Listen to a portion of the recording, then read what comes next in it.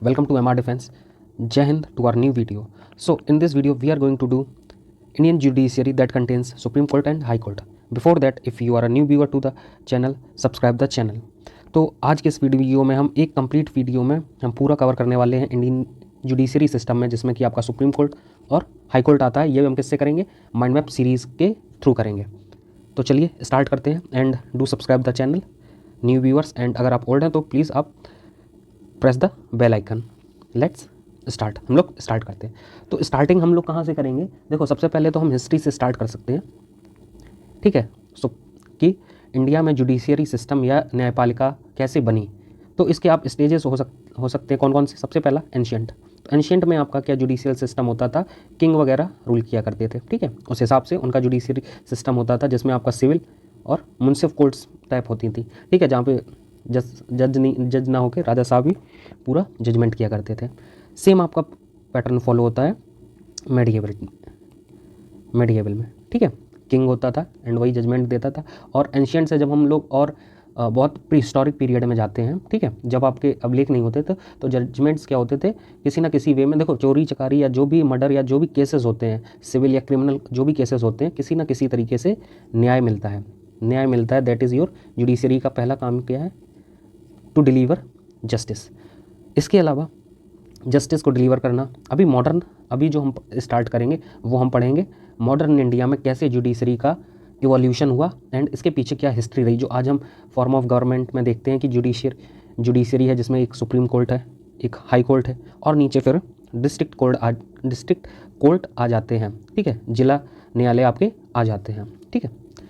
तो आज हम डिस्कस करने वाले हैं बेसिक आइडिया जुडिशरी का क्या रहता है, फंक्शन ऑफ इंडियन जुडिशरी क्या है, इवोल्यूशन ऑफ इंडियन जुडिशरी का है क्या है, और हाई कोर्ट और सुप्रीम कोर्ट्स की पावर क्या है, अपॉइंटमेंट्स या क्वालिफिकेशन क्या होती है एक जज बनने के लिए, और उनके रिमूवल का प्रोसीजर क्या है। इसके अलावा दो और टॉपिक हम देखेंगे, दैट इज़ योर कि न्यायपालिका में प्रॉब्लम्स क्या हैं, what are the issues with the judiciary system, and उसके हम लोग देख लेंगे लाइकली सॉल्यूशंस। एंड लास्ट तक वीडियो को जरूर देखिएगा, क्योंकि लास्ट में एक बहुत ही एक बोनस कंटेंट है, ठीक है। लास्ट तक आपके लिए एक बोनस कंटेंट है, प्लस वीडियो को ज़्यादा से ज़्यादा शेयर कर दीजिएगा। चलिए स्टार्ट करते हैं। सो देखो, मॉडर्न जुडिशरी में जो सिस्टम है वो है आपका सुप्रीम कोर्ट है पहला, जो आपका पार्ट 5 ऑफ द कॉन्स्टिट्यूशन आता है, आर्टिकल 124 से 147 के बीच में, ठीक है। इसी के बाद हाई कोर्ट है, जो कि आपका part 6 of the Indian constitution part है, एंड जो आपका कंटेन करता है आर्टिकल 214 से लेके 231 तक हाई कोर्ट के प्रोविजंस इंडियन कॉन्स्टिट्यूशन में दिए गए हैं। सबऑर्डिनेट कोर्ट्स हैं जो आपकी, वो भी पार्ट 6 का ही पार्ट है, जो आपका आर्टिकल 233 से 237 तक फॉर्म होती हैं। नाउ अभी हम जान लेते हैं फंक्शंस क्या होते हैं। देखो, जुडिशरी में जो फंक्शन होता है, अच्छा, फंक्शन से पहले हम थोड़ी सी हिस्ट्री जानते हैं। हिस्ट्री जानते हैं इवोल्यूशन कैसे हुआ था, evolution of Indian judiciary, evolution of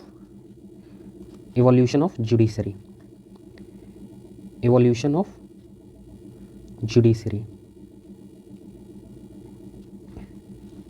सबसे पहले रोल आपका एक रेगुलेटिंग एक्ट आता है, रेगुलेटिंग एक्ट ऑफ 1773, जिसके अंडर क्या किया जाता है?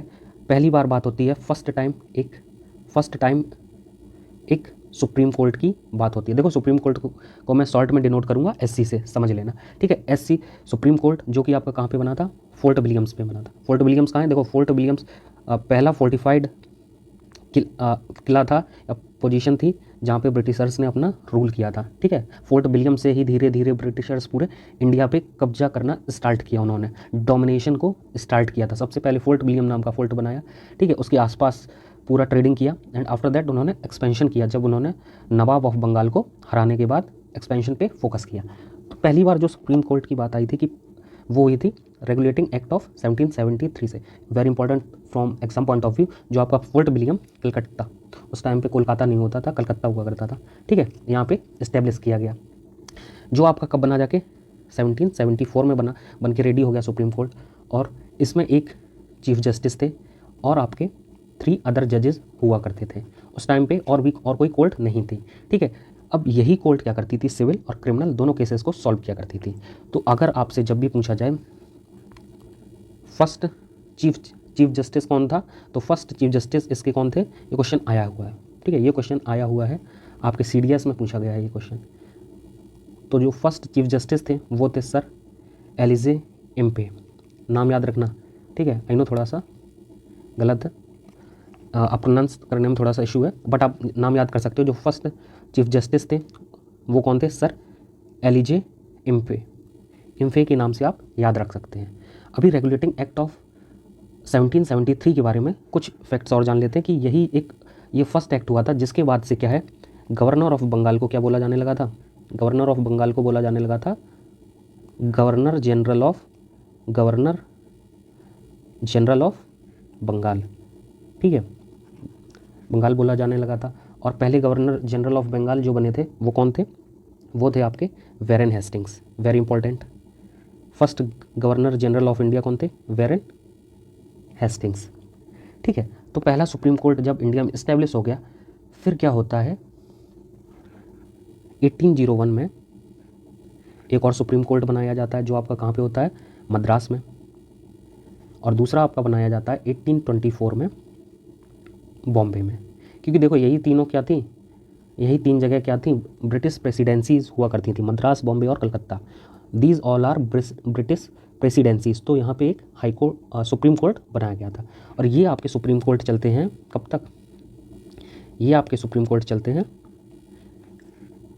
1862 तक। उसके बाद क्या 62 तक, ठीक है। 62 में क्या होता है, 61 रूल आ जाता है, लेकिन 62 से फोर्स में आ जाता है। तो 62 तक ये दोनों फंक्शन करते हैं ऐसा सुप्रीम कोर्ट। लेकिन उसके बाद से क्या होता है कि इनको रिप्लेस कर दिया जाता है हाई कोर्ट से, ठीक है।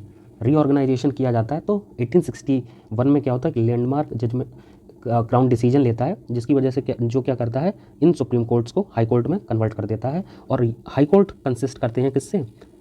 एक चीफ जस्टिस होता है और 15 से ज़्यादा जजेस उसमें नहीं हो सकते हैं, ठीक है। नॉट मोर देन 15 रेगुलर जजेस, ठीक। तो आपको ये क्या हो रहा है, ये आप याद रखिए कि ये ट्रांजिशन कैसे हो रहा है।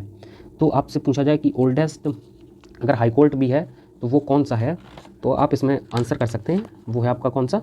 इलाहाबाद का, जो आपका इस्टेब्लिश हुआ था, सॉरी आपका अभी आपको बताया 1862 में मद्रास का, ठीक है। मद्रास का, कलकत्ता का और बॉम्बे का, ये तीनों हाई कोर्ट बन गए थे, ठीक है। सुप्रीम कोर्ट से हाई कोर्ट बन गए थे। 1801 में सुप्रीम कोर्ट बना था मद्रास में, 1824 में बॉम्बे में एक सुप्रीम कोर्ट बना था, लेकिन 1861 में क्राउन डिसीजन लेता है और तीनों सुप्रीम कोर्ट को हाई कोर्ट में कन्वर्ट कर दिया जाता है।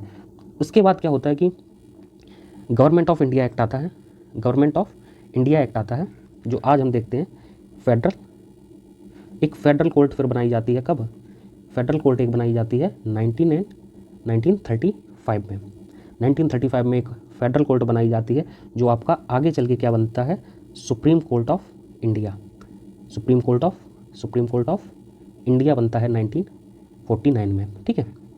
फेडरल कोर्ट आपका कब से किससे बनता है? गवर्नमेंट ऑफ इंडिया एक्ट 1935 से एक फेडरल कोर्ट दिल्ली में बनाई जाती है जो आपका later on supreme court of India में बन जाते हैं।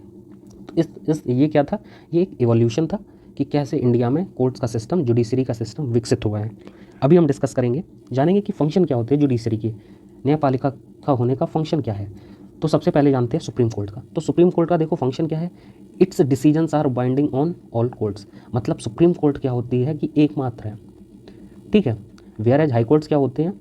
मोस्ट स्टेट्स पे होते हैं, सब स्टेट्स पे नहीं है। Not every state has high court, ठीक है, सब पे नहीं है। And no union territory as a high court, no union territory as a high court. ये भी आपको बात याद रखनी है, ठीक है। हाँ, लेकिन अभी देखो सिंस जम्मू एंड कश्मीर एक यूनियन टेरिटरी है तो वहाँ पे हाई कोर्ट है, तो ये वाली अभी नहीं है, ठीक है। ठीक, जम्मू एंड कश्मीर आप भूल नहीं सकते, ठीक है। अभी एक यूनियन टेरिटरी है। एंड सुप्रीम कोर्ट का दूसरा काम क्या होता है, फंक्शंस क्या होते हैं? कैन ट्रांसफ़र जजेस ऑफ हाई कोर्ट के जजेस को ट्रांसफ़र करना। तीसरा फंक्शन सुप्रीम कोर्ट का क्या रहता है कि can move cases from any court to itself. ये आपका कौन सी पावर होती है? आप कमेंट बॉक्स में बताओ। देखो आपने वीडियो देखी होगी तो रिट में क्या होता है कि lower court to higher courts में केसेस आ सकते हैं। तो आपको बताना ये कौन सी मैंडेमस होता है या सर्टियोररी होता है। मैंडमस होता है या सर्टियोररी होता है? मैंने हिंट दे दिया, कमेंट बॉक्स में जरूर बताया करो ताकि आपका क्या करे, होता रहे, रिवीजन होता रहे। अगर आपने नहीं देखी है तो फंडामेंटल राइट्स पे एक वीडियो बनी है, उसमें देख लेना, ठीक है। चलो, can transfer cases from higher court to another, ठीक, वही बात। हाई कोर्ट का फंक्शन क्या होता है? Can hear appeal from lower courts, lower courts से जो भी अपील है, ठीक है, जो भी अपील होती है वो हियर सुन सकता है, इशू रिट कर सकता है फंडामेंटल राइट्स को। अच्छा, रिट्स के केसेस में हाई कोर्ट का जो वाइड जुरिस्डिक्शन होता है, ठीक है, as compare to the supreme court. क्योंकि क्या होता है, हाई कोर्ट जो होते हैं apart from fundamental rights ordinary law के लिए भी रिट इशू कर सकता है, वेयर एज जो सुप्रीम कोर्ट रिट इशू करता है वो किसके लिए करता है? सिर्फ और सिर्फ फंडामेंटल राइट्स के लिए, ठीक है। Next, can deal with the cases with the jurisdiction of states के जो भी ज्यूरिसडिक्शन है उसके अंडर जो भी है उनको करता है। Exercise superintendence and control over courts below it, वही है सबऑर्डिनेट्स कोर्ट पे बॉस होते हैं ये। फिर आ जाते हैं डिस्ट्रिक्ट कोर्ट, जो आपके डिस्ट्रिक्ट के लॉ को मेंटेन करते हैं। इसके बाद सबऑर्डिनेट्स कोर्ट आ जाती हैं जिसमें आपके क्रिमिनल और सिविल केसेस चलते हैं। सबऑर्डिनेट कोर्ट्स में ही आपका क्या होता है? मैजिस्ट्रियल कोर्ट होते हैं, जहाँ पे डिस्ट्रिक्ट मजिस्ट्रेट होता है वो जजमेंट करता है, ठीक है। यहीं पे आपके क्या होते हैं? क्रिमिनल कोर्ट्स भी होते हैं, ठीक है, सबऑर्डिनेट कोर्ट्स में ही, ठीक। चलो, अभी हम आते हैं हमारे इंपॉर्टेंट टॉपिक, एफ कैट का फॉर्म आ गया है, ठीक है, तो आप उसको भी फिल कर देना टाइमली, क्योंकि लास्ट में क्या होता है कि इशू हो सकता है कि फिल ना कर पाओ, तो एज सुन एज फॉर्म आए आप फिल कर दो। चलो टॉपिक पे आते हैं। टॉपिक है अब हमारा सुप्रीम कोर्ट। सुप्रीम कोर्ट आता है पार्ट 5 में। आर्टिकल 124 से लेकर 147 तक सुप्रीम कोर्ट के वेरियस प्रोविजंस दिए गए हैं। प्रेजेंट में जो स्ट्रेंथ है सुप्रीम कोर्ट की है वो है 34, including CJI, including chief justice of India, ठीक है। याद रखना, ओरिजिनली जब सुप्रीम कोर्ट बना था तो उसमें सिर्फ कितने थे? 8 मेंबर्स थे, 8 मेंबर्स थे सुप्रीम कोर्ट में, ठीक। And first CJI of India कौन थे? वो थे जस्टिस कानिया, जज कानिया, ठीक है, जस्टिस कानिया। इनका पूरा का नाम कमेंट बॉक्स में पिन कर दूंगा, ठीक है। सुप्रीम कोर्ट को अडॉप्ट किया गया था गवर्नमेंट ऑफ इंडिया 1935 से। इनॉग्रेट हुआ था 28 जनवरी 1950 को दिल्ली में। कोई भी बेंच नहीं है अभी, बट सुप्रीम कोर्ट ही खुद से डिसीजन ले सकती है कि अपनी कोई भी टेम्पररी बेंच बना सकती है। बेंच का मतलब होता है कोई शाखा और वहाँ पे बना सकती है। कॉन्स्टिट्यूशन ने डिक्लेयर किया Delhi as seat of supreme court, and उसको ही क्या किया है? ऑथोराइज भी किया कि वो डिसाइड कर सकता है किसी और पर भी अपनी एक सीट के लिए, ठीक है। नेक्स्ट है CJI कैन रिक्वेस्ट रिटायर्ड जज और of supreme court and high court to act as जज of supreme court temporarily only with the consent of press. देखो ये क्या होता है, जब भी कोई क्या होता है, वैकेंट सीट होता है, वैकेंट सीट या कोरम नहीं होता है, ठीक है। कोरम में क्या हो गया? सफिशिएंट जजेस नहीं है, तो उसमें क्या होता है कि एडहॉक जजेस को अपॉइंट कर लिया जाता है, एडहॉक जजेस को अपॉइंट कर लिया जाता है। रिटायर्ड जजेस जो भी हो जाते हैं उनको भी सुप्रीम कोर्ट का जज बना लिया जाए। एडहॉक जजेस में क्या होता है कि हाई कोर्ट का कोई जज होगा, ठीक है, कैपेबल होगा, एलिजिबल होगा, तो उनको क्या किया जाएगा? सुप्रीम कोर्ट का जज बना दिया जाएगा। या जो रिटायर्ड हो जाते हैं सुप्रीम कोर्ट के जज, ठीक है, उनको क्या करेंगे? कोरम की पूर्ति के लिए। अब पता चला कि 34 में से बाकी लोग है ही नहीं है, एब्सेंट है काफ़ी, ठीक है, या फिर वैकेंसी है, खाली है सीट ना। सुप्रीम कोर्ट की प्रोविजंस पूरे देश में काम करती है, ये आपको पता होगा। सुप्रीम कोर्ट के जो जजेस होते हैं, अच्छा देखो इसमें दिया गया कि प्रेसिडेंट कैन अपॉइंट जज एज एक्टिंग CJI जब क्या होगा? वैकेंट होगा, टेम्पररली एब्सेंट होगा या अपने फंक्शन को परफॉर्म नहीं कर सकता है, ठीक है। सुप्रीम कोर्ट को guarantor of fundamental rights and guardian of constitution बोला जाता है। क्यों बोला जाता है? क्योंकि इसके पास आर्टिकल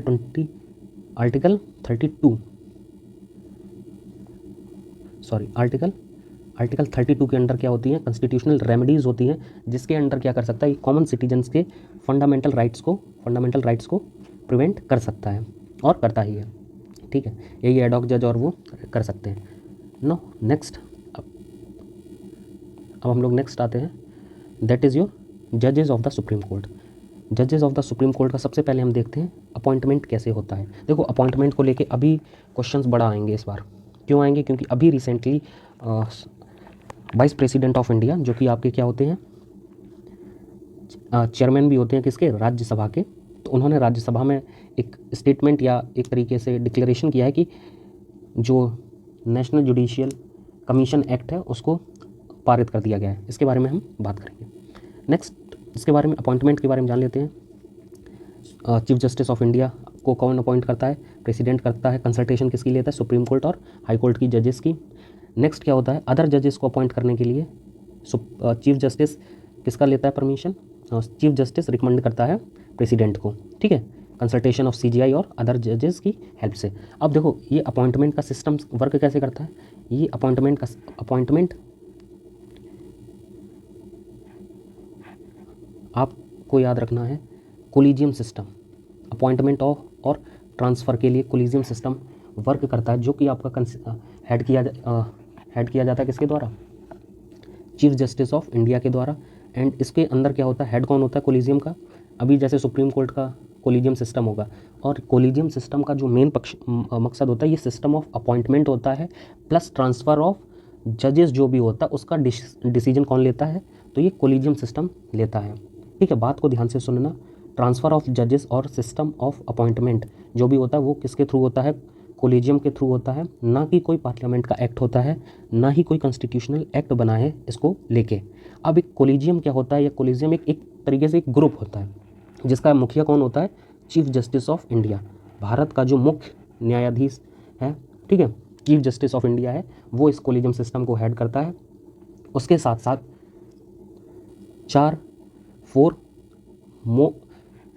फोर सीनियर जजेस भी, फोर, उसके अलावा कौन कौन और होता है, ठीक है, चीफ जस्टिस के अलावा फोर सीनियर मोस्ट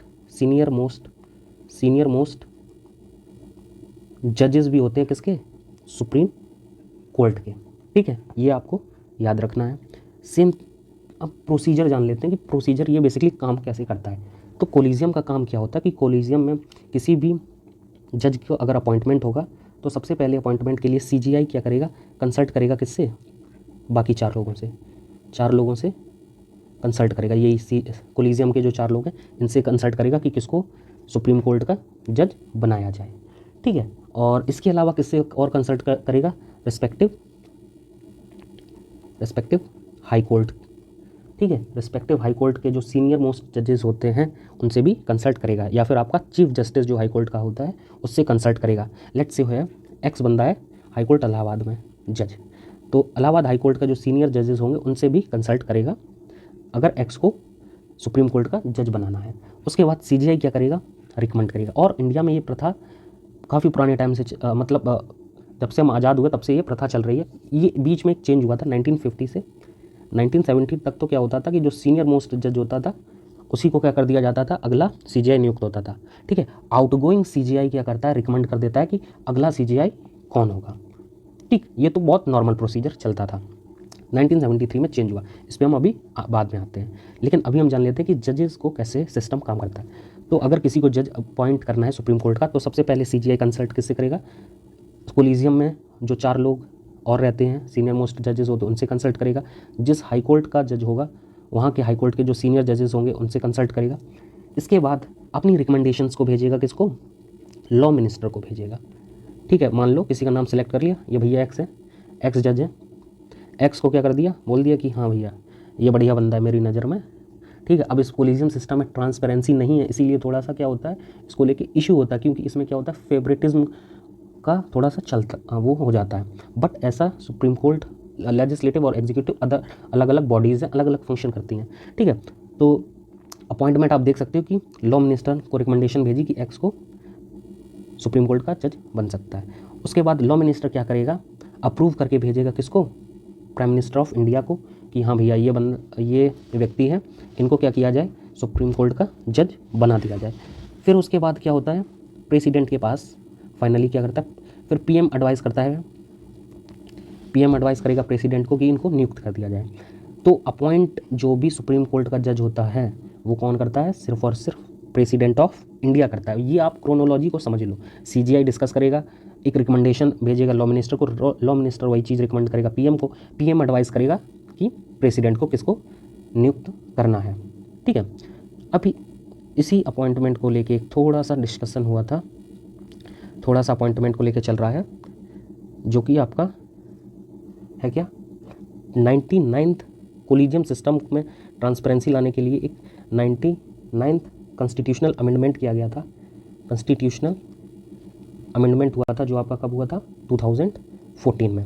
इसके अंडर क्या किया गया था, इस कोलिजियम सिस्टम को रिप्लेस करके एक नई बॉडी बनाई गई थी for the appointment and transfer of जजेस, जिसको बोला जाता है national judicial commission national judicial commission act, या फिर इन शॉर्ट हम बोलते हैं इसको NJAC।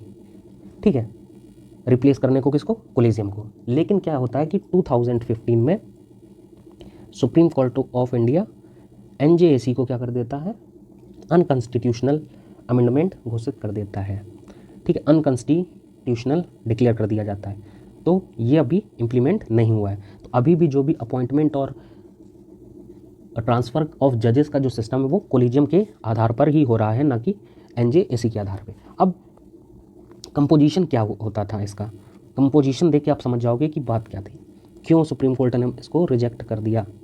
ठीक है, क्यों सुप्रीम कोर्ट ने इसको रिजेक्ट कर दिया। जो भी मिस्ट्री थी आपकी कंपोजिशन को लेके।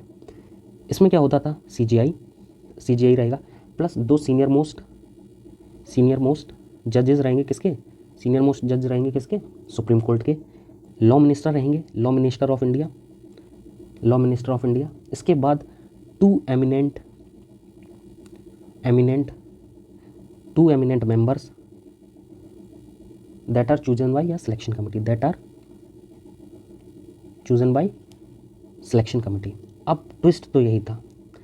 अब सिलेक्शन कमेटी क्या थी, सिलेक्शन कमेटी 2 और लोगों को नियुक्त करेगी। अब ये किसको नियुक्त करेगी, इसको देखो। अब हमें पता होना चाहिए कि आर्टिकल नंबर आपका कौन सा है। आर्टिकल 51 कहता है सेपरेशन ऑफ जुडिशरी फ्रॉम, आपका एक मिनट, आपका आर्टिकल नंबर, सॉरी माफ़ करना, 51 नहीं है, 51 में तो आपका वही है। ठीक है, आपका आर्टिकल 50 कहता है, सॉरी ये थोड़ा सा क्लियर कर लो। आर्टिकल 50 कहता है separation of judiciary from, separation की बात करता है, separation of judiciary from executive. न्यायपालिका को अलग करता है किससे, एग्जीक्यूटिव से, कार्यपालिका से, आर्टिकल 50। तो अब क्या होता है कि ये कमेटी में जब 2 एमिनेंट मेंबर होंगे जो एक सिलेक्शन कमेटी के द्वारा चूज़ किए जाएंगे, इसको लेके विवाद हो जाता है। एंड यही सुप्रीम कोर्ट अपने जब जजमेंट देती है और अनकॉन्स्टिट्यूशनल डिक्लेयर करती है, तो बोलती है ये आर्टिकल 50 का एक तरीके से वायलेशन हो जाएगा, जो कि एक बेसिक स्ट्रक्चर में एक तरीके से आ जाता है। ठीक है, एक तरीके से इनडायरेक्टली इंटरफेरेंस हो जाएगा सुप्रीम कोर्ट की कार्रवाई पे। ठीक है, चलो, तो इसको लेके अभी काफ़ी सारी चीज़ें चल रही, होपफुली इस पे क्वेश्चंस डेफिनेटली आने वाला है। तो इसको पढ़ के जाना पड़ेगा आपको। ठीक है, इसको पढ़ के जाना अच्छे से। चलो, ये हो गया आपका क्या, अपॉइंटमेंट। अभी जानते हैं क्वालिफिकेशन। देखो, क्वालिफिकेशन पहली तो क्या होनी चाहिए, सुप्रीम कोर्ट का जज बनने के लिए इंडियन सिटीजन हो, भारत का सिटीजन होना चाहिए। इसके बाद क्या होना चाहिए, जज होना चाहिए, कहाँ का, हाई कोर्ट का जज होना चाहिए, हाई कोर्ट जज फॉर SC जज फॉर 5 ईयर्स। ठीक है, एक या एक से अधिक का हो सकता है, कोई दिक्कत नहीं है। इसके अलावा क्या है, एडवोकेट होना चाहिए हाई कोर्ट का 10 साल तक। ठीक है, मतलब कि जो भी हाई कोर्ट में, किसी भी हाई कोर्ट में इंडिया के 10 साल तक एडवोकेट है, वो भी क्या है, एलिजिबल है जज बनने के लिए सुप्रीम कोर्ट का। इसके अलावा क्या होगा, एमिनेंट ज्यूरिस्ट होना चाहिए in the I of president, मतलब कि उसको अच्छी खासी नॉलेज होनी चाहिए जुडिशरी के बारे में, जजमेंट्स के बारे में, लॉ जो भी इंडिया में है लॉ के बारे में अच्छी खासी जानकारी होनी चाहिए। वो क्या बन सकता है, अब इन तीनों में से कोई सी भी आपकी एक पूरी हो जाए तो जज बन सकता है। ठीक है, इन 3 जो दी गई हैं, या तो 5 साल तक जज रहे हाई कोर्ट में, एक या एक से अधिक स्टेट्स का। ठीक है, या एक से अधिक हाई कोर्ट्स का। ठीक है, लगातार या बेसिकली लगातार कंसेक्यूटिव। एंड सेम 10 साल तक क्या हो, हाई कोर्ट में प्रैक्टिस कर रहा हो एज अ एडवोकेट। नेक्स्ट हम बात करेंगे सुप्रीम कोर्ट के जज की टेन्योर की। टेन्योर देखो 65 ईयर्स होता है। ठीक है, दो कॉन्स्टिट्यूशन में ऐसा कोई प्रोविज़न दिया नहीं गया कि कोई एक फिक्स टर्म हो। ठीक है, देखो कॉन्स्टिट्यूशन नॉट फिक्स्ड, टेन्योर तो फिक्स नहीं किया कॉन्स्टिट्यूशन ने, लेकिन 3 प्रोविजंस बना दिए कि एज डिटरमाइन कर दी है, जो भी कौन करेगा, पार्लियामेंट करेगा। पार्लियामेंट 65 ईयर्स को 65 ईयर्स से कम भी कर सकता है, रेजिग्नेशन दे दे। ठीक है, खुद से हटना चाहे या फिर खुद से रिमूव होना चाहे, रिमूव बाय प्रेसिडेंट। ठीक है, प्रेसिडेंट उसको हटा भी सकता है। 2-3 कैपेसिटीज़ होती हैं उनके बारे में। ओथ कौन देता है? ओथ और अफर्मेशन किसके द्वारा होता है? ये होता है प्रेसिडेंट के द्वारा या प्रेसिडेंट के द्वारा नियुक्त किसी भी व्यक्ति के द्वारा। ठीक है, चलो अभी आ जाते हैं रिमूवल। जो भी सुप्रीम कोर्ट के जज होते हैं उनको हटाया कैसे जा सकता है? तो हटाने के लिए सिंपल सा है क्या, अभी तक तो देखो कोई भी इम्पीच नहीं हुआ है। ठीक है, इंडिया में अभी तक भी ना तो कोई प्रेसिडेंट को इम्पीच किया गया है, इम्पीचमेंट ऑफ द प्रेसिडेंट नहीं हुआ है, ना ही क्या हुआ है सुप्रीम कोर्ट के किसी जज को अभी तक इम्पीच किया गया है।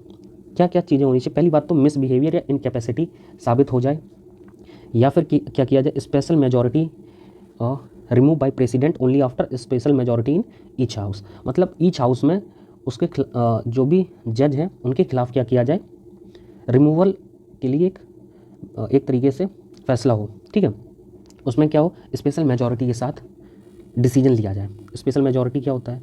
स्पेशल, अब देखो कॉन्स्टिट्यूशन में आप 2 ही 3 तरीके से बदलाव ला सकते हो। एक तो आपका होता है कैसे, स्पेशल मेजॉरिटी के थ्रू। स्पेशल मेजॉरिटी क्या होता है? स्पेशल मेजॉरिटी एक तो सिंपल मेजॉरिटी होता है। ठीक है, स्पेशल मेजॉरिटी पहले समझ लेते हैं। होता है कि भैया 50% से ज़्यादा, मोर देन 50%, या फिर आपका क्या हो, 2/3 मेजॉरिटी हो। ठीक है, टोटल मेंबरशिप की। इतने से अगर कोई लॉ को पास कर दिया जाए तो वो स्पेशल मेजॉरिटी से पास हो गया।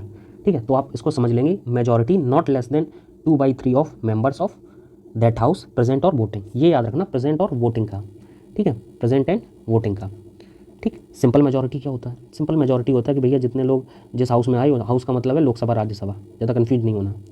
ठीक है, सोच रहे हो कि क्या क्या बताने लगे। ये संविधान में या कोई भी कानून को कैसे बदला जाएगा उसके लिए है कि 3 तरीके होते हैं। सिंपल मेजॉरिटी होता है कि जितने लोग आए वो लोग कहते हैं कि भाई तो चेंज करना है ये, और उसके बाद क्या कर दें, वोट कर दें। उसमें क्या हो, ये मैंडेटरी ना हो कि 50% लोग आए या 2/3 बहुमत हो। ठीक, मेजॉरिटी हो। ठीक है, जितने आए मतलब 10 लोग आए और 10 में से 4 लोगों ने 10 में से 6 लोगों ने बोल दिया, पास हो गए। ठीक है, समझ रहे हो? ठीक, इसी तरीके से क्या होता है, एक और तरीका होता है जैसे कॉन्स्टिट्यूशन में चेंज कर सकते हैं। वो आपका कहाँ पे बताता हूँ, यहाँ बताता हूँ, जगह नहीं है। ठीक है, नीचे जगह है। तीसरा केस आपका कौन सा होता है, special majority. Special majority, special majority और कंसेंट किसका होना चाहिए, half of the state, consent of half of the state, consent of half of the states. ठीक है, हाफ ऑफ द स्टेट्स। और हाफ ऑफ द स्टेट्स का क्या basically होना चाहिए, इनका होना चाहिए सिंपल मेजॉरिटी। अभी ये कहाँ करेंगे, ये अपनी लेजिस्लेचर में करेंगे, स्टेट लेजिस्लेचर में। ठीक है, जो विधानसभा या जो विधानसभा होता है ना उसमें पास करेंगे, विधानमंडल में पास करेंगे। ठीक है, स्पेशल मेजॉरिटी लोकसभा उसमें होनी चाहिए, पार्लियामेंट में होनी चाहिए। और कंसेंट उसमें क्या हो, सिंपल मेजॉरिटी, जो भी कंसर्न स्टेट्स पार्टीज़ हैं। ठीक है, अब इसमें देखो कुछ कुछ केसेस होते हैं कि कहाँ कहाँ पे ये इस तरीके से काम करता है। जैसे प्रेसिडेंट के इलेक्शन को लेके हो गया, कोई चेंजेस करने हैं, प्रेसिडेंट के इलेक्शन को लेके चेंजेस करने हैं कि ऐसे इलेक्शन ना हो, दूसरे तरीके से इलेक्शन हो। ठीक है, सुप्रीम कोर्ट या हाई कोर्ट में अगर कुछ चेंज करना है तो स्पेशल मेजॉरिटी से उस बिल को पास करना होगा। यहाँ मैं बिल की बात कर रहा हूँ, बिल क्या एक्ट बनता है। या फिर distribution of powers of union और स्टेट, सेम क्या होता है, स्पेशल मेजॉरिटी किस में चाहिए होती है, कोई भी फंडामेंटल राइट में अगर चेंज करने हैं तब आपको स्पेशल मेजॉरिटी चाहिए। जब आपको क्या हो, directive principle of state policy कैसे कर सकते हो, FR, कलर बदल लेता हूँ, ये वाला सही लगेगा। ठीक है, fundamental rights, DPSP special majority के लिए, और आपका कौन सा, जो आपका सिंपल मेजॉरिटी और जो दूसरा अभी तीसरा वाला केस बताया उनमें ना चीज़ें आएँ। ठीक है, ये याद रखना, फंडामेंटल राइट्स और directive principle of state policy के लिए स्पेशल मेजॉरिटी चाहिए होती है, तभी कोई कॉन्स्टिट्यूशनल चेंज हो सकता है, कॉन्स्टिट्यूशनल अमेंडमेंट हो सकता है। ठीक है, सिंपल मेजॉरिटी, बाकी जो भी केसेस हैं।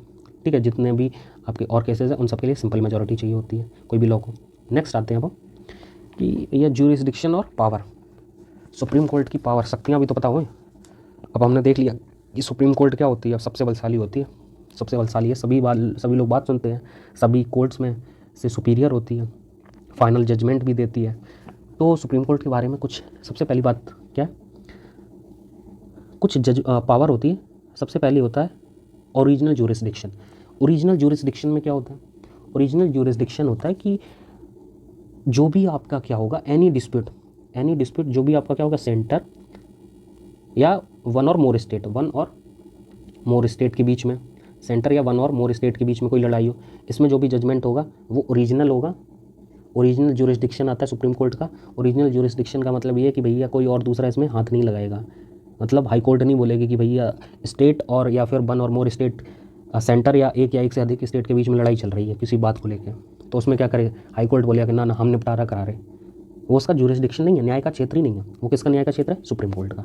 ठीक है, इसके बाद क्या हो, एक तरफ सेंटर हो, एक साइड दो स्टेट हो या दो से अधिक स्टेट हो, और एक साइड एक तीसरी पार्टी कौन हो, दूसरे साइड अदर स्टेट्स हो। ठीक है, इस केसेस में ये याद रखना, बड़ा इंपॉर्टेंट बात बता रहा हूँ, इससे सवाल जरूर आते। ओरिजिनल ज्यूरिसडिक्शन क्या होता है, जब भी कोई विवाद चले किसमें, दो या बिटवीन टू और मोर स्टेट्स, बिटवीन टू और मोर स्टेट्स, दो या दो से अधिक स्टेट्स के बीच में जब भी कोई विवाद होगा, तो इसका जो भी निर्णय लिया जाएगा या जो भी उसकी अपील होगी, वो कहाँ, वो किसका ओरिजिनल ज्यूरिसडिक्शन आता है, सुप्रीम कोर्ट का।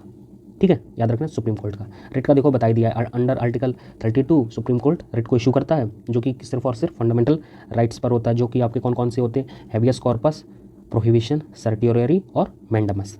ठीक है, नेक्स्ट आपका अपीलेट, अपील के थ्रू।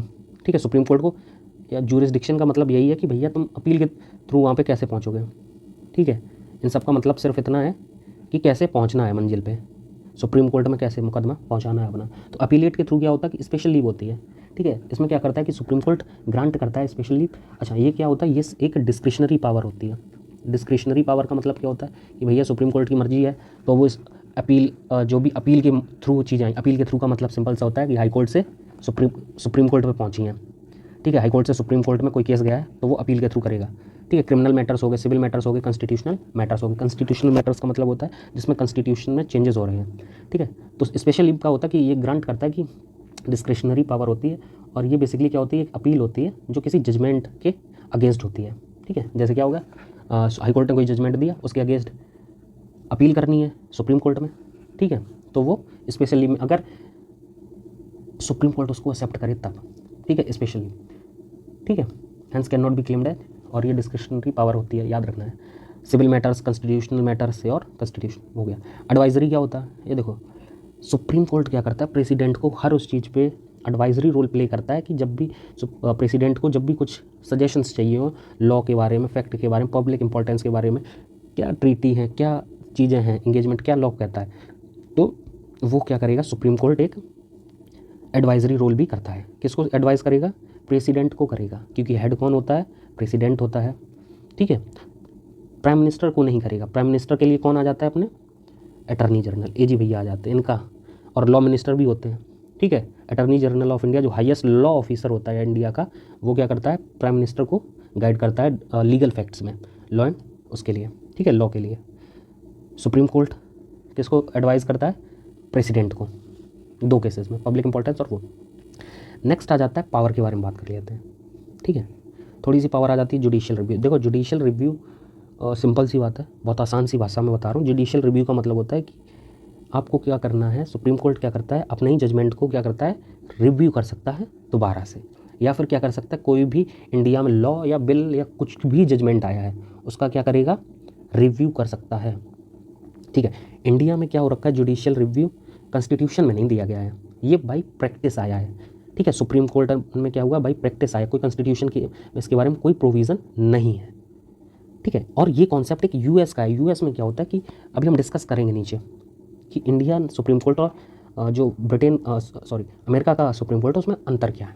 ठीक है, जुडिशियल रिव्यू का मतलब आसान भाषा में सिर्फ यही है कि कोई भी लॉ, कोई भी जजमेंट या प्रीवियस जजमेंट अपना सुप्रीम कोर्ट उसको क्या कर सकती है, रिव्यू कर सकती है। इसको क्रिकेट का रिव्यू सिस्टम समझ लो।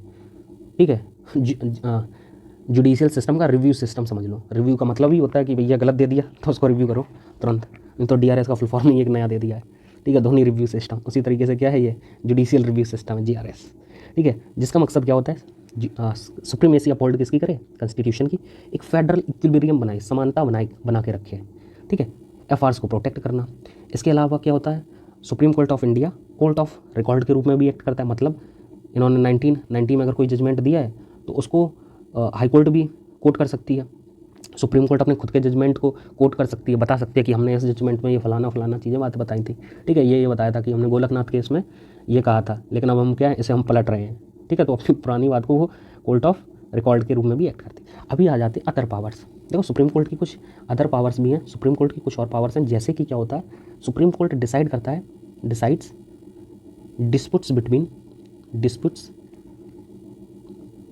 Disputes in election of president and vice president, president and vice president मतलब प्रेसिडेंट और वाइस प्रेसिडेंट के डिसीजन को लेके कोई भी अगर डिस्प्यूट हो रखा है, कोई भी लड़ाई हो रही है, कुछ भी आपको समझ में आ रहा है ना, डिस्प्यूट हो रखा है, तो उसको कौन रिजॉल्व करेगा? Supreme court. और ये क्या होती है? फाइनल अथॉरिटी होती है। बच्चा ये ध्यान से पढ़ ले, ये सवाल बहुत बार आया है, क्योंकि इलेक्शन कमीशन ऑफ इंडिया चुनाव तो करवाता है, ठीक है, लेकिन अगर चुनाव में कुछ करप्शन या कुछ भी प्रेसिडेंट या वाइस प्रेसिडेंट कोई उसको लेके कोई डिस्प्यूट हो जाता है, वाद विवाद खड़ा हो जाता है, कोई भी विवाद खड़ा हो जाता है, तो उसमें क्या होगा? सुप्रीम कोर्ट ही क्या करेगा? फाइनल अथॉरिटी के रूप में एक्ट करेगा।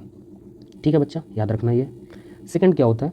अभी देखो बाकी क्या हो गया, बाकी इलेक्शन कमीशन ऑफ इंडिया क्या करता है? एक्ट करता है फाइनल अथॉरिटी। जब कोई भी चुनाव, एमएलए को चुनाव में अगर कोई भी विवाद हो गया है, ठीक है, आप देखा होगा सीट वीट पे खारिज कराना वो सब, ठीक है, तो वो इलेक्शन कमीशन करता है। लेकिन प्रेसिडेंट और वाइस प्रेसिडेंट के लिए फाइनल अथॉरिटी किसी भी डिस्प्यूट के केस में कौन करता है? सुप्रीम कोर्ट ऑफ इंडिया का डिसीजन ही फाइनल होता है। सेकंड क्या होता है?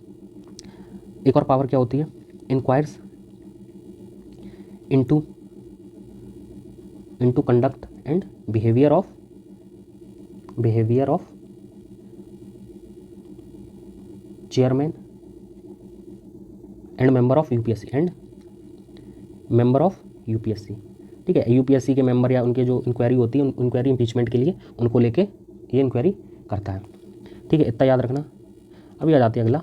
देखो इंडिया का एक कॉन्सेप्ट है जुडिशियल एक्टिविज्म का, इंडिया का नहीं है, यूएसए का है judicial activism.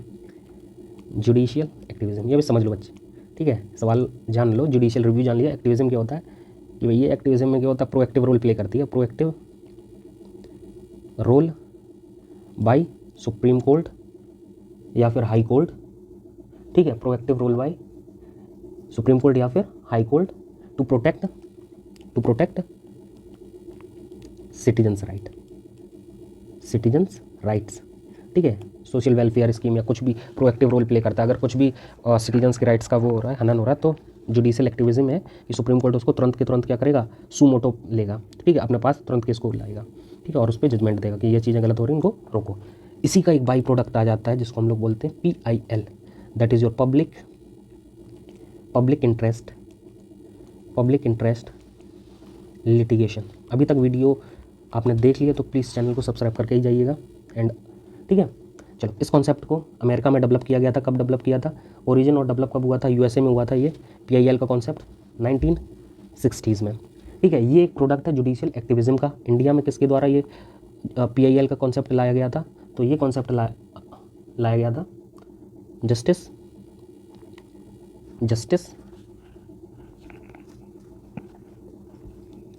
PN Bhagwati and justice VR Krishna Iyer, ठीक है, कृष्णा अय्यर के द्वारा इंडिया में ये कॉन्सेप्ट डेवलप किया गया था 1980s में, ठीक है। PIL को और भी कुछ नाम दिए जाते हैं। देखो PIL का सिंपल सा मतलब होता है, PIL एक एक्सेप्शन होता है जो हम लोग ट्रेडिशनल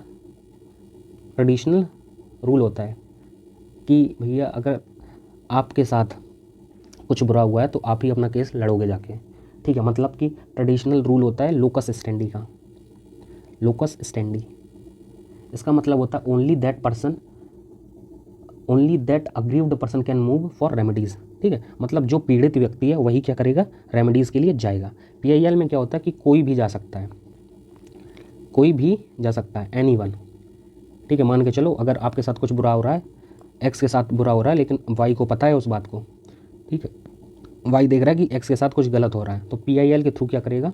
Y जा सकता है सुप्रीम कोर्ट कि X के फंडामेंटल राइट्स का हनन हो रहा है। बट ये क्या होगा? वाइडर ऑडियंस को वो इम्पैक्ट इशू करे, तभी वो क्या होगा? PIL लिटिगेशन फाइल की जा सकती है, ठीक है। वाइडर उसका व्यू होना चाहिए। लेट्स से पॉल्यूशन के केसेस हो गए, ठीक है, उससे क्या होगा कि काफ़ी सारे वाइडर इम्पैक्ट होगा, तो उसमें PIL लाया जा सकता है। इंडिविजुअल के केसेस में नहीं लाया जाएगा, ठीक है, कि समझ रहे हो?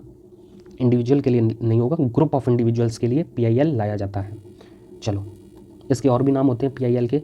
PIL के कुछ नाम इस तरीके से होते हैं कि इसको और बोला जाता है। PIL का नाम होता है, एक आप मान देख लो, सोशल एक्शन लिटिगेशन। इसके अलावा बोला जाता है सोशल इंटरेस्ट लिटिगेशन भी बोला जाता है, ठीक। तो ये सब कॉन्सेप्ट होते हैं। अभी आते हैं इंडियन सुप्रीम कोर्ट और अमेरिकन सुप्रीम कोर्ट में फ़र्क क्या होता है?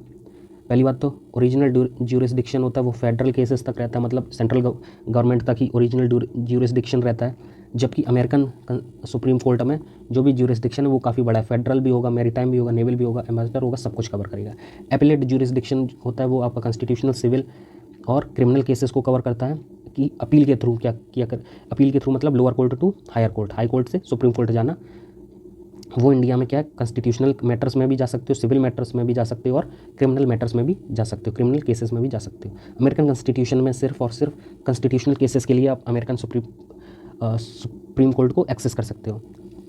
एडवाइजरी ज्यूरिसडिक्शन है, अमेरिकन ज्यूरिसडिक्शन में एडवाइजरी ज्यूरिसडिक्शन नहीं है, जो प्रेसिडेंट का मन होगा अमेरिका में वो करेगा, सुप्रीम कोर्ट कुछ नहीं करेगा, उसको बोलेगा नहीं, एडवाइस ही नहीं करेगा, ठीक है। जुडिशियल रिव्यू लिमिटेड है, इनके पास वाइड है, ठीक है। प्रेसिडेंट अब कुछ भी कर ले तुरंत अपने आप से रिव्यू करने लगें कि ये लॉ लोगों के लिए सही है ख़राब है, ठीक है। Defence rights according to procedure established by law, और ये प्रोसेस बाई लॉ।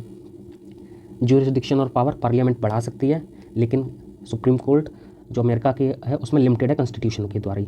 इंडिया में इंटीग्रेटेड जुडिशियल सिस्टम है, वेयर एज अमेरिका में सेपरेटेड जुडिशियल सिस्टम है, ठीक है, ये याद रखना है। नेक्स्ट है वाइड डिस्क्रिशन है to grant specially no plenary power. ये क्या होता है? ये आपका एपिलेट ज्यूरिसडिक्शन है, एपिलेट ज्यूरिसडिक्शन है सुप्रीम कोर्ट ऑफ इंडिया का। नेक्स्ट आते हैं हाई कोर्ट पे, अब जल्दी से थोड़ा करेंगे। हाई कोर्ट पार्ट 6 आर्टिकल 214 से 231। ओरिजिनेट कब हुआ था? 1862 में बताया था। कहाँ पे बना था? बॉम्बे, मद्रास और कलकत्ता में बना था 1862 में। इसके बाद 1866 में इलाहाबाद में हाई कोर्ट बना था। आर्टिकल 226 के थ्रू हाई कोर्ट क्या करता है? रेट्स इशू करता है फंडामेंटल राइट्स और किसके लिए? ऑर्डिनरी लॉज के लिए भी, ऑर्डिनरी लॉज के लिए भी, किसके लिए भी? ऑर्डिनरी लॉज के लिए भी, ऑर्डिनरी लॉज के लिए भी लाता है। नेक्स्ट आपका क्या होता है? एवरी हाई कोर्ट जज, high court consist of chief justice और अदर जजेस, ठीक है, ये तो पता ही नॉर्मल है। स्ट्रेंथ डिटरमाइन कौन करता है? प्रेसिडेंट करता है time to time high court में। कॉन्स्टिट्यूशन नॉट स्पेसिफाई स्ट्रेंथ करता है, ठीक है, ये आप देख सकते हो, कुछ नहीं है ऐसा खास। पेंशन जो भी दिया जाता है, हाँ ये बड़ा इंपॉर्टेंट है। देखो हाई कोर्ट के जितने भी जजेस होंगे उनकी जो सैलरी और अलाउंस होगा, सैलरी और अलाउंस होगा वो आपका चार्ज किया जाता है कंसोलिडेटेड फंड ऑफ स्टेट पे, ठीक है, कंसोलिडेटेड फंड ऑफ स्टेट पे। लेकिन हाई कोर्ट के जो जज रिटायर जज हो जाते हैं उनको जो पेंशन दी जाती है वो किससे दी जाती है? कंसोलिडेटेड फंड ऑफ इंडिया से दी जाती है। प्रेजेंट में इंडिया में 25 हाई कोर्ट है, ठीक है। इसके बाद क्या होता है? ट्रांसफर ऑफ हाई कोर्ट जजेस बाय प्रेसिडेंट आफ्टर कंसल्टेशन, यही होता है कोलिजियम वाला सिस्टम, ये ट्रांसफर करता है, ठीक है। President can appoint qualified person as additional जज of high court not exceeding 2, मतलब जिसको प्रेसिडेंट को ये लगे कि ये बंदा अच्छा है, ठीक है, जुडिशियली नॉलेज है इसको, तो उसको क्या कर सकता है? 2 साल के लिए बना सकता है हाई कोर्ट का जज। चलो हाई कोर्ट की जज की अपॉइंटमेंट कैसे होती है? Same chief justice by president, president के द्वारा ही नियुक्त होते, गवर्नर नहीं करता बच्चा, ये याद रखना, ठीक है, याद रखना दोस्त, नहीं तो फिर गड़बड़ हो जाता है कि स्टेट का है तो ना स्टेट, हर स्टेट का होता है तो वहाँ पे गवर्नर। अपॉइंटमेंट जो भी है प्रेसिडेंट ही करेगा, लेकिन कंसल्टेशन किसका किसका लेगा? गवर्नर का भी लेगा और सीजीआई का भी लेगा। सेम क्या होता है? जो अदर जजेस का अपॉइंटमेंट होता है वो भी कैसे ही होता है? चीफ जस्टिस ऑफ इंडिया से भी कंसल्टेशन ली जाती है। Chief justice of that particular high court, let's say Allahabad high court में किसी जज को अपॉइंट करना है तो chief justice of India recommend करेगा, कंसल्ट करेगा, and chief justice of Allahabad high court वो डिस्कस करेंगे, और जो हमारे गवर्नर होते हैं, ठीक है, गवर्नर की भी परमिशन होनी चाहिए। इसके बाद क्वालिफिकेशंस देख लेते हैं क्या होती है हाई कोर्ट के जज की। सिटीजन होना चाहिए, 10 साल तक, 10 साल तक कोई भी आपके लोअर कोर्ट में जज होना चाहिए, सिंपल सा जान लो, 10 साल तक कोई भी लोअर कोर्ट में जज होना चाहिए। एडवोकेट होना चाहिए हाई कोर्ट में कितने? 10 साल तक, ठीक है, 10 ईयर्स याद रखना। इंडिया का सिटीजन तो होना तय है, तो ये याद रखना है। जुडिशियल ऑफिस 10 ईयर्स तक कोई भी होल्ड करे, कहीं भी होल्ड करे, ठीक है।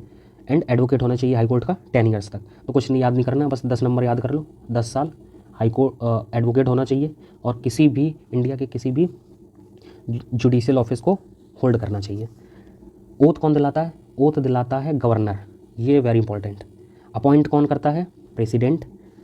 ओथ कौन दिलाता है? हाई कोर्ट के जज को, वेरी इंपॉर्टेंट, गवर्नर ओथ दिलाता है। टेन्योर देखो फिक्स नहीं होता है, ठीक है, टेन्योर बेसिकली कितना होता है? 62 साल तक। सुप्रीम कोर्ट के जज का कितना होता है? 65। हाई कोर्ट के जज का 62 होता है, ठीक है। तो हटाया कैसे जाता है? स्पेशल मेजॉरिटी ईच हाउस होनी चाहिए, पार्लियामेंट की बात हो रही है यहाँ पे। और हटाएगा कौन? Remove by president. President appoint करता है, प्रेसिडेंट रिमूव करता है, लेकिन ओथ कौन दिलवाता है? ये याद रख लो, अपॉइंटमेंट हाई कोर्ट के जज की कौन करेगा? अपॉइंटमेंट कौन करेगा? प्रेसिडेंट। ठीक है, इसके बाद प्रेसिडेंट और क्या करेगा? अपॉइंटमेंट के बाद क्या करेगा? रिमूव भी करेगा। ठीक है, लेकिन ओथ कौन दिलाएगा? ओथ कौन दिलाता है? गवर्नर दिलाता है स्टेट का। ठीक है, गवर्नर दिलाता है स्टेट का। ये बच्चा याद रखना हाई कोर्ट के जज को लेके। मिसबिहेवियर या इनकैपेसिटी हो जिसको क्या होगा, फिर 3 मेंबर की जो बॉडी बनती है वो इन्वेस्टिगेट करती है कि भैया इन पे जो आरोप लगे कि ये इनकैपेबल है या मिसबिहेवियर है वो सही है। तो चीफ जस्टिस ऑफ इंडिया होते हैं, ज्यूरिस्ट होते हैं और चीफ जस्टिस होते हैं। ठीक है, तो वही रेजिग्नेशन दे दे अपना, सेम केस है। इसमें भी क्या होता है, हाईकोर्ट में भी हाईकोर्ट का कोलिजियम होता है। ठीक है, हाईकोर्ट में भी क्या होता है, अपॉइंटमेंट या उसके लिए क्या होता है, हाईकोर्ट का कोलिजियम होगा, जिसमें कौन कौन होता है, जैसे सुप्रीम कोर्ट का होता है, इसमें कौन होगा, chief justice of concerned state, chief justice of high court, chief justice of concern high court, जो भी हाई कोर्ट होगा उसका चीफ जस्टिस होना चाहिए, और 2 अदर सीनियर मोस्ट जज of high court, senior most जज ऑफ हाई कोर्ट। ठीक है, जज ऑफ हाई कोर्ट, यही लोग क्या करेंगे, अपॉइंट करेंगे। ठीक है, कोलिजियम के ही थ्रू इसमें भी होता है। नेक्स्ट अभी हम लोग आ जाते हैं कि हाई कोर्ट्स इंडिया में कहाँ कहाँ पर हैं। इंडिया में देखो, बॉम्बे हाई कोर्ट है जिसका ज्यूरिसडिक्शन बहुत ही बेहद इंपॉर्टेंट है। महाराष्ट्र में है, गोवा में है, दमन एंड दादर एंड नगर हवेली में है, और दमन और दीव में। मैं एक बार यहाँ लिख देता हूँ, Maharashtra MH, Goa, Daman and Diu and Dadra and Nagar Haveli. ठीक है, याद रखना। कोलकाता हाई कोर्ट, इसका कहाँ पे है, वेस्ट बंगाल में। ठीक है, कोलकाता में है। और दूसरा आपका कहाँ पे है, एक बेंच आपकी कहाँ पे है, पोर्ट ब्लेयर में भी है। ठीक है, तो अंडमान एंड निकोबार का जो हाई कोर्ट है वो कहाँ पे है, पोर्ट ब्लेयर में ही है, लेकिन वो आपका किस में, कलकत्ता हाई कोर्ट में आता है, कोलकाता हाई कोर्ट में ही आता है, बेंच है वहाँ पे। गुवाहाटी हाई कोर्ट में कौन कौन से स्टेट कवर करती है, गुवाहाटी हाई कोर्ट कवर करता है आसाम को, नागालैंड को, मिजोरम को और अरुणाचल प्रदेश को। Delhi high court new Delhi में ज्यूरिसडिक्शन रहता है। ये high court Allahabad high court है। इलाहाबाद हाई कोर्ट उत्तर प्रदेश का है, जो कि बना था 1866 में। इसके अलावा इसकी एक बेंच भी है, कहाँ पे, लखनऊ में। बेंच क्या होता है, बेंच होता है कि एक एक्स्ट्रा आर्म है। ठीक है, पंजाब और हरियाणा हाई कोर्ट, जो कि आपका ज्यूरिसडिक्शन कवर करती है पंजाब, हरियाणा और चंडीगढ़ यूनियन टेरिटरी का। केरला हाई कोर्ट आपका किसका करती है, केरला स्टेट और लक्षद्वीप यूनियन टेरिटरी का। इसके अलावा मद्रास हाई कोर्ट आपका तमिलनाडु और पौंडीचेरी। इसके अलावा हर स्टेट का अपना अपना होता है। छत्तीसगढ़ का छत्तीसगढ़ का हाई कोर्ट कहाँ पे है, बिलासपुर। दिल्ली का दिल्ली, गुवाहाटी का हो गया, गुवाहाटी में ही है। इसकी बेंचेस हैं कोहिमा, एजवाल और ईटानगर में भी। गुजरात हाई कोर्ट अहमदाबाद, अभी गुजरात में इलेक्शन भी हुए हैं। ठीक है, कौन जीता, BJP. Gujarat high court record इस बार तो जीता अहमदाबाद। हिमाचल प्रदेश का हाई कोर्ट कहाँ पे है, शिमला में है। जम्मू और कश्मीर का कहाँ पे है, जम्मू और कश्मीर का हाई कोर्ट कहाँ पे, श्रीनगर और जम्मू में है, ठीक है। इसके अलावा कर्नाटक का कहाँ पे है, बेंगलोर में हाई कोर्ट है। इसके बाद आपका केरला का कहाँ पे है, एर्नाकुलम में। केरला का कहाँ पे, यहीं लिख लो, एर्नाकुलम, एर्नाकुलम में। ठीक है, मध्य प्रदेश का कहाँ पे है, मध्य प्रदेश का जबलपुर में। कहाँ पे है, जबलपुर में। इसकी बेंचेस कहाँ पे हैं, ग्वालियर और इंदौर में, ठीक है। इसके बाद मद्रास हाई कोर्ट आपका चेन्नई में। मणिपुर का हाई कोर्ट कहाँ पे है, इम्फाल में, कैपिटल भी है। मणिपुर की कैपिटल भी याद कर लो, इम्फाल है। मेघालय में आपकी 3 हिल्स भी आती हैं, कौन कौन सी, गारो, खासी और जैंतिया, याद रखना, ये ज्योग्राफी का है। अब मेघालय में क्या है, शिलोंग कैपिटल, शिलोंग में क्या है, हाई कोर्ट है। इसके बाद उड़ीसा का हाई कोर्ट कहाँ पे है, कटक में, ठीक है। उड़ीसा की कैपिटल लेकिन भुवनेश्वर है, ठीक है। पटना हाई कोर्ट कहाँ पे है, पटना ही में है, जो कि आपका क्या है, बिहार स्टेट का है, ठीक है, बिहार स्टेट के लिए है। इसके बाद राजस्थान हाई कोर्ट है कहाँ पे, जोधपुर में। राजस्थान का जो हाई कोर्ट है वो कहाँ पे है लोकेटेड, है जोधपुर में। इसकी एक बेंच है कहाँ पे, बेंच है जयपुर में, ठीक है। सिक्किम का गैंगटोक में कैपिटल।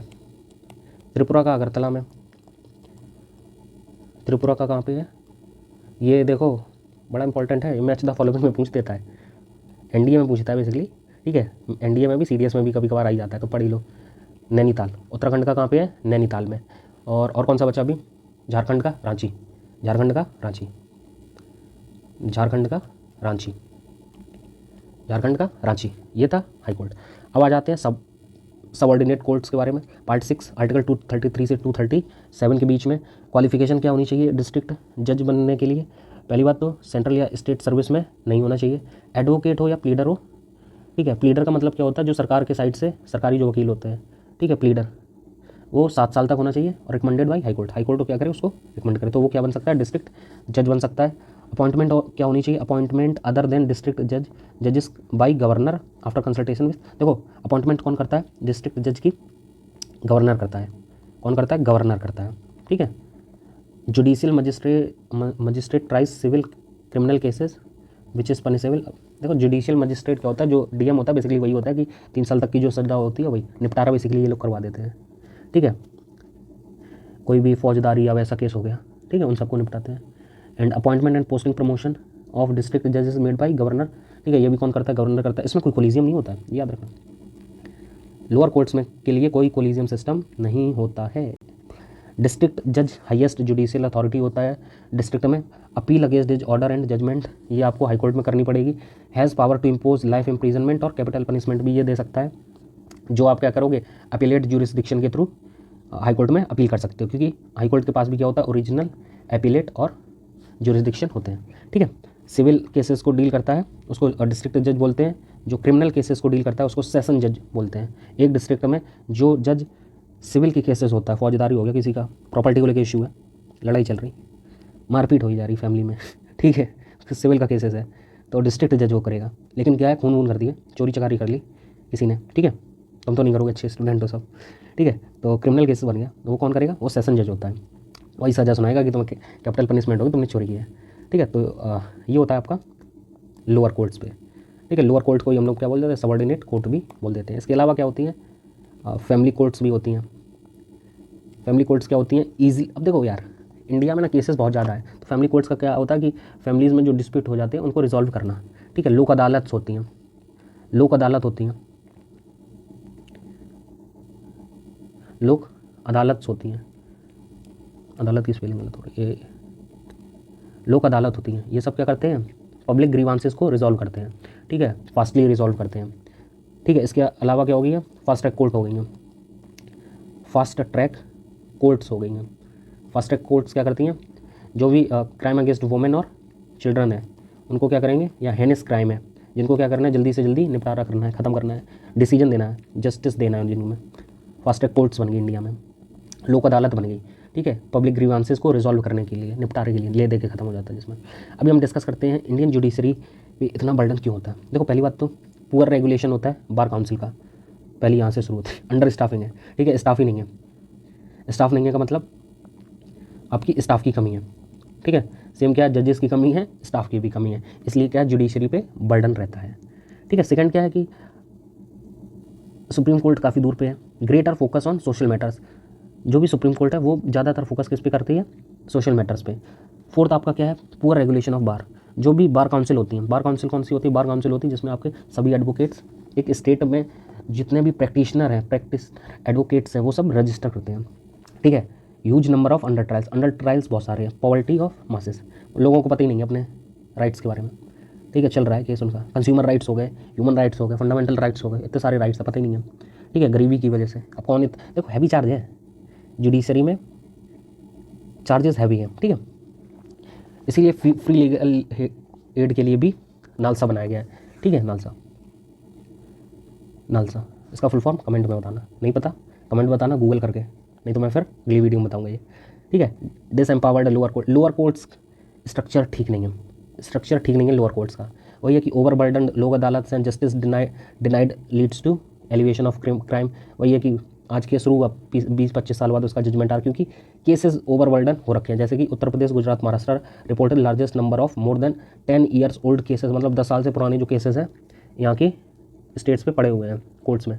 ठीक है, सो वही है, इंफ्रास्ट्रक्चर नहीं उतना अच्छा। सबसे मेन इश्यू जो मैं समझता हूँ वो क्या, अंडर स्टाफिंग है। ठीक है, कभी छुट्टी पे रहते हैं, कभी पूरी कोरम ही नहीं हुआ। ठीक है, अब अच्छा सही कैसे करोगे, हमने तो ये देख लिया कैसे क्या हो गया। सबसे पहले तो स्ट्रेंथ बढ़ाओ जुडिशरी में, जजेस की स्ट्रेंथ बढ़ाओ, ओपन थ्रू आउट रखो, क्योंकि देखो वैकेशंस बहुत सारे होते हैं, मेनली 200-250 दिन 250 या 185 डेज़ के लगभग तो सुप्रीम कोर्ट वर्क करता है और 250 के लगभग हाई कोर्ट करती हैं, अलग अलग स्टेट्स की अलग अलग। ठीक है, तो छुट्टियाँ इनकी कम करो, थोड़ी सी ज़्यादा वर्किंग आवर करो, वर्किंग ड्यूरेशन बढ़ाओ। सेकंड क्या, प्रॉपर मॉडर्नाइजेशन ऑफ कोर्ट्स, वही पुरानी कोर्ट्स आप देखे ही होंगे। ठीक है, मॉडर्नाइज मतलब करो, introduction of fast track courts, ज़्यादा से ज़्यादा फास्ट ट्रैक कोर्ट लो जिनमें क्या हो, जल्दी से जल्दी जस्टिस मिले, जल्दी से जल्दी क्या हो, हियरिंग्स हो, अपने जो भी आर्किल लॉज है उनको खत्म किया जाए। Non acceptance of flippant cases, जिसमें क्या होता है बदल जाते हैं, तो उन सब केसेस को एक्सेप्ट नहीं करो। ठीक है, कुछ नहीं हुआ, फर्जी का केस है, केस बन गया, उसको वो चल रहा है। ठीक है, कोई वायलेशन हो गया, ठीक है, मानहानि का केस हो गया, सब फर्जी टाइम पास वाले केसेस को नॉन एक्सेप्टेंस किया जाए। ठीक है, जो जेन्युइन केसेस होते हैं उनमें थोड़ा सा फोकस किया जाए। ठीक है, चलो, जैसा कि वादा किया था कि वीडियो को अंत तक देखना, तो अगर आपने यहाँ तक देख लिया तो अभी मैं रिवील करने वाला हूँ कि बोनस कंटेंट क्या हम लाने वाले हैं। ठीक है, तो बोनस कंटेंट जो हम लाने वाले हैं, हम एक नई वीडियो बहुत जल्द पब्लिश करेंगे जिसमें हम क्या करेंगे, 25 इंपॉर्टेंट सुप्रीम कोर्ट जजमेंट्स के बारे में डिस्कस करेंगे। ठीक है, तो चैनल को सब्सक्राइब करके जाना, press the bell icon so that जब भी आप ये वीडियो अपलोड की जाए आप उसको पहले देख सको। चलो, अभी हम क्या करते हैं, एनडीए सीडीएस में जो पुराने क्वेश्चन आए उनको देख लेते हैं जल्दी से फटाक से। पहला है कि द जज of high courts in India is administered oath. देखो, ओथ जो हाई कोर्ट के जज को दी जाती है, ओथ कौन दिलवाता है, बताया था आपको, गवर्नर ऑफ द स्टेट देता है। ठीक है, अपॉइंटमेंट कौन करता है, अपॉइंटमेंट और रिमूवल कौन करता है, प्रेसिडेंट करता है, जबकि ओथ कौन दिलाता है, हाई कोर्ट के जज को ओथ दिलाता है गवर्नर, शपथ। नेक्स्ट है, विच of the following statement about Indian judiciary is not correct. आप पॉज करके इसको देख लेना, मैं थोड़ा सा जल्दी से कर रहा हूँ, वीडियो लंबी हो रही है क्योंकि। ठीक है, constitution of India has not provided for dual system of courts in the, देखो नॉट करेक्ट पूछा गया, ये एकदम सही बात है, इंटीग्रेटेड है। ठीक है, तो डुअल सिस्टम तो है नहीं। The organisation of the subordinate judiciary in India very slightly from state to state, बिल्कुल सही बात है। एवरी स्टेट इन इंडिया है सेपरेट हाई कोर्ट्स, ये बिल्कुल गलत बात। तो यही क्या नॉट करेक्ट है, C is the right answer. Not correct ही तो पूछा था, जुडिशरी के बारे में क्या है, पहले बताया हर स्टेट का नहीं है, हर स्टेट का हाई कोर्ट नहीं है। अब इसी ये स्टेटमेंट पढ़ लेना, ठीक है, कभी आ जाए काम आपके, ये प्रीवियस ईयर है वैसे, सेम शायद वही है कि इसमें से करेक्ट क्या है। Like in the united state India is not provided for a dual system of, has not provided for dual system of courts, ठीक है, गलत है। Under the construction of constitution of India there is single integrated system of court for union as well as state, बिल्कुल सही बात है, integrated system अभी बताया था। Organisation of subordinate judiciary very slightly from state to state, इस तरीके से क्या 2 और 3 आपका सही जवाब, तो इसका क्या हो गया, सी आंसर सही हो गया। नेक्स्ट है, इन विच वन ऑफ द, देखो इस तरीके से क्वेश्चन आते हैं, तो बहुत ज़रूरी है कि आप क्या करके जाओ, वीडियो को शेयर करते जाओ और चैनल को सब्सक्राइब करते जाओ, ताकि अभी इस पर वीडियो नेक्स्ट आएगी कि भाई in which of the following cases constitutional validity of Muslim women protection of rights of divorce act 1986 was appeared by supreme court. तो ये सावानो बेगम वाले केस में हुआ था। ठीक है, हम बताएंगे अगले वीडियो में। एक, power of supreme court of India to decide the dispute between centre and state falls under, देखो सुप्रीम कोर्ट का ऐसी कौन सी पावर है जो सेंटर और स्टेट के बीच में अगर लड़ाई हो जाए, डिस्प्यूट हो जाए, विवाद हो जाए, तो वो एक ओरिजिनल ज्यूरिसडिक्शन है। बच्चा याद रखना, ये एक एक्सक्लूसिव ज्यूरिसडिक्शन भी है। एक्सक्लूसिव का मतलब ये है कि स्टेट और सेंटर में लड़ाई होगी तो हाई कोर्ट आप अप्रोच नहीं करोगे, कोई भी हाई कोर्ट अप्रोच नहीं करेगा, ये डायरेक्ट और डायरेक्ट केस किसके पास आएगा, सुप्रीम कोर्ट के पास आएगा, ये ज़रूर याद रखना है। ठीक है, चलिए, तो ये थी आज की हमारी video and hope you guys enjoyed it. And अगर आपको ये वीडियो पसंद आई तो इसको ज़्यादा से ज़्यादा क्या करें, शेयर करें। PDF के लिए आप क्या करें, टेलीग्राम ग्रुप पे मिल जाएगी। टेलीग्राम ग्रुप आपको कहाँ पे मिलेगा, पिन कमेंट आपको कहाँ पे मिल जाएगा, अबाउट सेक्शन में, अबाउट सेक्शन में मिल जाएगा। ठीक है, अबाउट सेक्शन में मिल जाएगा।